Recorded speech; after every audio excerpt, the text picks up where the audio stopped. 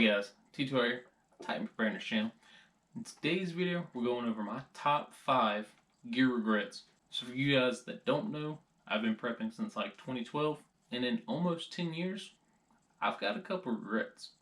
So I'm going to list them, my top 5 gear regrets that hopefully, whether you're starting out or whether you're just along for the ride, hopefully you won't make the same regrets. Now these are in no particular order, but one of the gear regrets from last year was picking up the M2R Warrior Pro from Olight. I have an Olight flashlight. It is the S2R, probably one of my favorite flashlights I've ever bought. It's my EDC everyday carry. I love it. I was looking for something a little bit brighter, so I saw this one, the M2R Warrior Pro. Now, why is this a gear regret? This reminds me a lot of a teenager that doesn't know what it wants to be. It doesn't know if it wants to be a weapons mounted light, a tactical light, an EDC light. It tries to do everything at once, and it fails miserably at all of it. The reason it's a gear regret is because it's a $120 flashlight. I bought it, used it for a week, it's been back in the box ever since. Max lumens is 1800, so it is a step up from my S2R. It does have a cool little tilt switch that you go half mode, or you hard press and you get this high beam. So why do I say that it's trying to be everything? Well, it's got a pocket clip, so they expect you to make it an EDC light. You've got this freaking bevel that is stabbing you every time your arm goes down.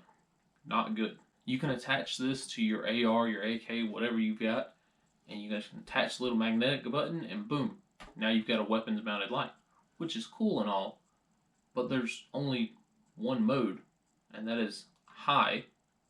Yeah, it's bright, but maybe I want to use the rest of the flashlight, because it's got, moonlight mode, like all the other ones, and it's got some other settings. But as a weapons mounted light, you get one setting, and that's it. And as a tactical light, maybe I just got small hands or something, but this is very uncomfortable to hold. And as this, again, you can only use the tail switch. So I paid, 120, 150 bucks for this thing, used it for a weekend, and then it's set in a box. So definitely a top gear regret of last year. My number 2 top regret of last year is the Outdoor Vitals 0 degree top quilt. So how is it in my bug out bag, but still a top gear regret? Outdoor Vitals has a major problem. Their problem is they don't know how to measure correctly. If you don't know nothing about a top quilt, imagine a mummy bag without the top, okay? That's all it is. It's an open back sleeping bag. I purchased from Outdoor Vitals before. I had their OV Light 20 sleeping bag. When I bought it, it said for people 6 foot and up. I said, well, I'm 6 foot. So I bought their sleeping bag. The outside of the bag measured 6 foot. You can't put a 6 foot person in a 6 foot sleeping bag. So whenever I would use it, I would have to curl up in a ball to fit in it. This top quilt, again, is the shoulder portion and down of a normal sleeping bag. The description of this said for people 6'6" and under. Buy the large one if you're 6'6" and over.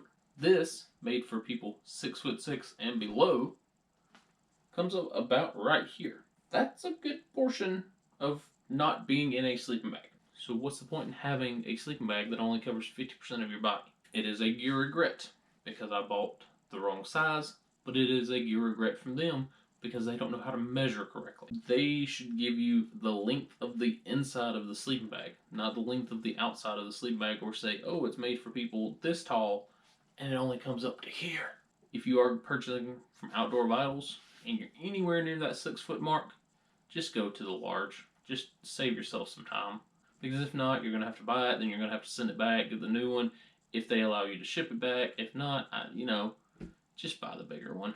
Number 3 is not buying a top quilt soon enough. I've been a hammock camper since 2008, 2009 sometime, like whenever I first really got into camping. When I was using the Outdoor Vitals mummy bag, guys, it was hilarious watching me tried to get in my hammock after getting into my sleeping bag, because there was no way that I could lay in my hammock and zip my sleeping bag up. So what I would have to do is cover my feet with it, stand up, pull it all the way, toss it over my head, reach one arm out, try to find the hammock, and then just plop in it. And wherever I laid is where I laid. That's where I stayed all night. And if you try to pull and tug and move and try to get that extra space, it ain't happening. So if you are a hammock camper, get a top quilt. They're so much easier to get into, so much easier to get out of. You don't have to worry about zippers. You don't have to worry about nothing like that. They are so much easier. Normal top quilts are a little bit lighter than their counterpart sleeping bags. So you can save, half a pound or a pound depending on the sleeping bag. Number 4 is buying so many bags. Again, I've been doing this thing for 10 years now. I've went through a million different bags. I've bought, sold, traded, gotten rid of more bags than I know how to count to. Some bags I would buy in store. Some bags I would buy online.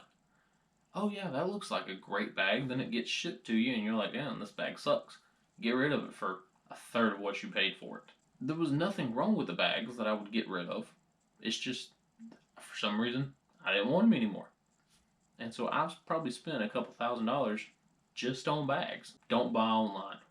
It is very hard to judge, especially a bag, online. It looks good, it looks great, you put it on, it feels like crap. Especially once you start putting some weight in it.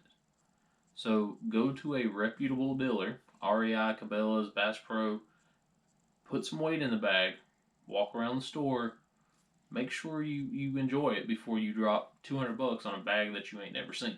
For this one, I wanted to throw in an extra one, so we'll call it 1.5, buying food before I had ways to cook. When I first started out, I was living on an Air Force base. I was living by myself. I had disposable income, so I was buying buckets and buckets and buckets of food. I've had no real way to cook that food if power ever went out, but I was buying it anyway. And I can't tell you how much money I've spent on food that now I don't even know where it's at. There's like 15 freaking 7-gallon buckets somewhere. I don't know what happened to them. But I was buying stuff before I even had a way to use it. And number 1, going in debt. With buying the food, I was buying multiple 7-gallon buckets, $200 a piece at a time. I bought silver when it was very expensive. I bought guns and ammo when they were very expensive. I wait for an event. The event happens. I see a plot hole, and then I overbuy. And so that's probably one of my biggest gear regrets. Going in debt to buy crap that I probably don't even need. So hopefully this video helps you stay out of debt, really plan your purchases, think, can I live without this product? If you can, you probably don't need it. Alright guys, what are some of your biggest regrets, gear regrets, or prepping regrets that you've made? Throw them down in the comment section. Alright guys, hope y'all have a good day. T2 out.